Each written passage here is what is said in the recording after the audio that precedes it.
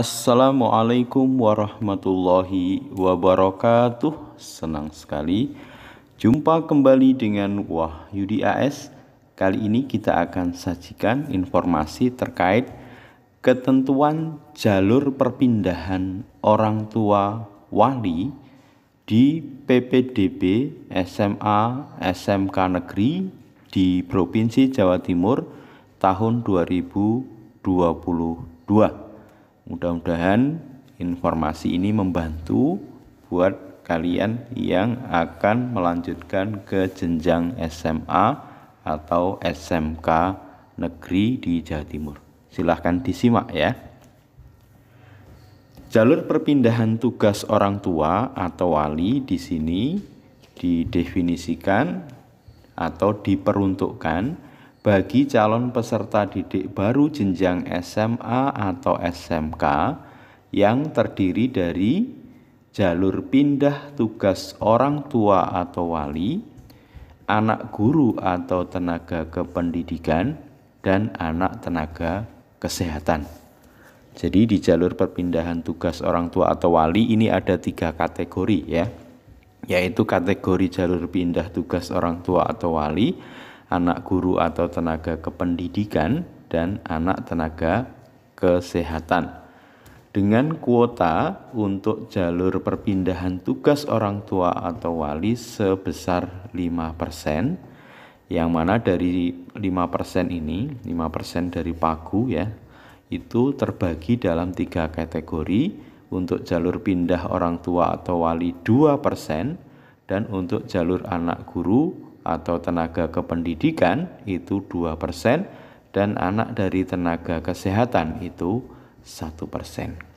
Berikut ketentuannya ya.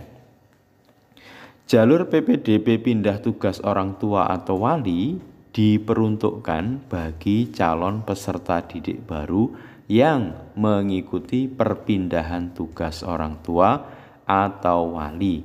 Dibuktikan dengan 1. Surat penugasan dari instansi, lembaga, kantor, dan atau perusahaan yang mempekerjakan. Jadi pembuktian bahwa peserta didik baru mengikuti perpindahan tugas orang tua atau wali itu 1. Surat penugasan dari instansi, lembaga, kantor, dan atau perusahaan yang mempekerjakan. Dan yang kedua adalah surat keterangan domisili ya. Nah, nanti dijelaskan lebih lanjut. Oke.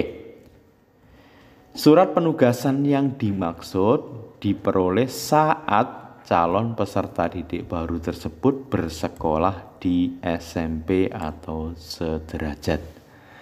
Jadi artinya bahwa penugasan dari orang tua atau wali yang diikuti oleh peserta didik baru itu saat calon peserta didik masih bersekolah di SMP atau sederajat ya. Oke. Kemudian perpindahan tugas orang tua atau wali yang dimaksud adalah antar kabupaten atau kota dalam Provinsi Jawa Timur atau dari luar Jawa Timur ya. Jadi di sini ditegaskan bahwa perpindahan tugas orang tua yang dimaksud adalah antar kabupaten atau kota ya, dalam lingkup Provinsi Jawa Timur ataupun luar Jawa Timur. Jadi perpindahan yang dimaksud adalah antar kabupaten atau kota. Bagaimana kalau antar desa, kecamatan? Tentu tidak masuk dalam kategori ini ya. Kemudian surat keterangan domisili diterbitkan pada saat orang tua atau wali mulai pindah tugas. Oleh siapa? Oleh lurah atau kepala desa atau pejabat setempat lain yang berwenang ya.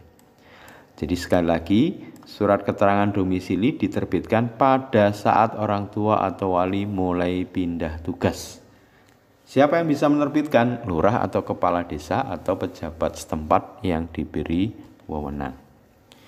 Dalam hal surat keterangan domisili tidak dimiliki oleh calon peserta didik baru, ini ya, dapat diganti dengan surat keterangan domisili sesuai dengan alamat instansi, lembaga, kantor, dan atau perusahaan yang mempekerjakan yang dikeluarkan oleh atasan langsung ya. Jadi sekali lagi, kalau surat keterangan domisili tidak dimiliki, maka bisa digantikan dengan surat keterangan domisili sesuai dengan alamat instansi, lembaga, kantor, atau perusahaan yang mempekerjakan. Siapa yang membuat? Atasan langsung ya. Berikutnya, jalur PPDB anak guru, tenaga kependidikan, ini yang perlu diperhatikan. Kalau tadi adalah untuk perpindahan tugas orang tua ya, kali ini untuk anak guru atau tenaga kependidikan diperuntukkan bagi anak guru atau tenaga kependidikan baik PNS atau non PNS ya, dapat mendaftar di satuan pendidikan tempat orang tuanya bertugas dengan melampirkan surat tugas dari kepala satuan pendidikan. Ini yang perlu diperhatikan ya. Jadi jalur PPDB anak guru atau tenaga kependidikan yang dimaksud itu diperuntukkan bagi anak guru atau tenaga kependidikan baik PNS atau non PNS dan dapat mendaftar di satuan pendidikan tempat orang tuanya bertugas. Jadi artinya guru atau tenaga kependidikan yang misalkan bertugas di SMA atau SMK negeri, maka bisa memanfaatkan jalur ini ya. Kemudian jalur PPDB anak tenaga kesehatan diperuntukkan bagi anak dokter, perawat, sopir ambulan atau tenaga teknis kesehatan tentu yang terlibat langsung dalam penanganan pandemi COVID-19 di rumah sakit atau puskesmas yang berada di wilayah Provinsi Jawa Timur. Dibuktikan dengan apa? Surat keterangan dari atasan langsung tempat orang tua atau wali bertugas. Cukup jelas ya? Jadi jalur PPDB anak tenaga kesehatan diperuntukkan bagi anak dokter, perawat, sopir ambulan atau tenaga teknis kesehatan yang terlibat langsung dalam penanganan pandemi COVID-19 di rumah sakit atau puskesmas yang berada di wilayah Provinsi Jawa Timur. Dibuktikan dengan surat keterangan dari atasan langsung tempat orang tua atau wali bertugas. Jalur anak tenaga kesehatan menggunakan surat keterangan domisili yang diterbitkan oleh orang tua atau wali mulai bekerja di rumah sakit atau puskesmas yang berada di Provinsi Jawa Timur pada penanganan COVID-19 oleh lurah atau kepala desa atau pejabat setempat yang berwenang. Jadi jalur anak tenaga kesehatan ini menggunakan surat keterangan domisili yang diterbitkan saat orang tua atau wali mulai bekerja di rumah sakit atau puskesmas yang berada di wilayah Provinsi Jawa Timur. Siapa yang mengeluarkan? Oleh lurah atau kepala desa atau pejabat setempat yang berwenang.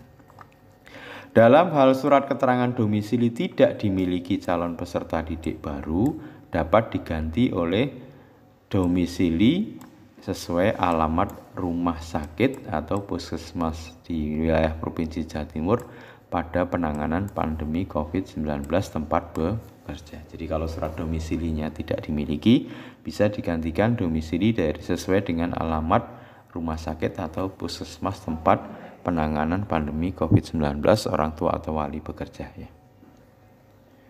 Berikutnya, dalam hal memilih, maka calon peserta didik jalur perpindahan tugas orang tua atau wali yang peserta didik baru di jenjang SMA dapat memilih satu sekolah yang dituju dalam zona atau luar zona yang berbatasan. Dalam zona itu maksudnya dalam pembagian domisili tempat tinggal nanti akan terbagi zona-zonanya. Berarti kalau dia berada di zona itu berarti dalam zona, atau zona berbatasan berarti zona lain yang berbatasan dengan zona di mana peserta didik tinggal ya. Sementara untuk SMK dapat memilih satu kompetensi keahlian di sekolah baik dalam zona atau luar zona. Jadi kalau SMA itu bisa memilih satu sekolah dalam zona atau luar zona yang berbatasan, sedangkan untuk SMK satu kompetensi keahlian di sekolah dalam zona atau luar zona ya. Oke, apabila pendaftar dalam satu sekolah melebihi kuota, jadi kalau kuotanya lebih, misalkan dibutuhkan 10, ternyata yang mendaftar lebih dari 10, maka pemeringkatan berdasarkan jarak domisili terdekat. Jadi kalau ini masih sama, berikutnya usia yang lebih tua. Kalau ini juga masih sama, maka waktu pendaftaran yang paling duluan itu yang akan mendapat prioritas ya. Jadi apabila pendaftar dalam satu sekolah melebihi kuota, maka pemeringkatannya berdasarkan jarak domisili terdekat. Kalau masih sama usia yang lebih tua, kalau masih sama waktu pendaftaran.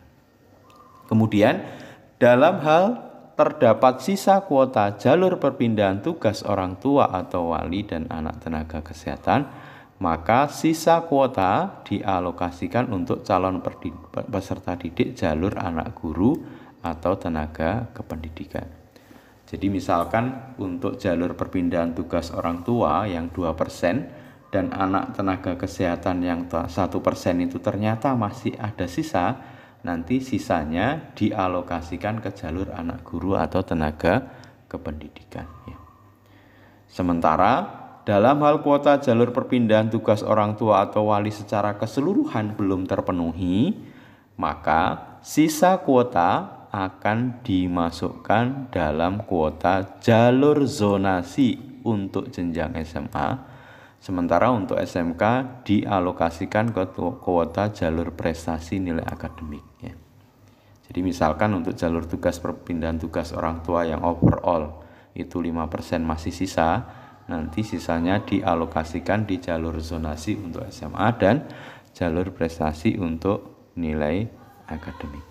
Mudah-mudahan bisa dipahami dan informasi ini membantu ya. Sampai ketemu pada video berikutnya. Terima kasih. Assalamualaikum warahmatullahi wabarakatuh.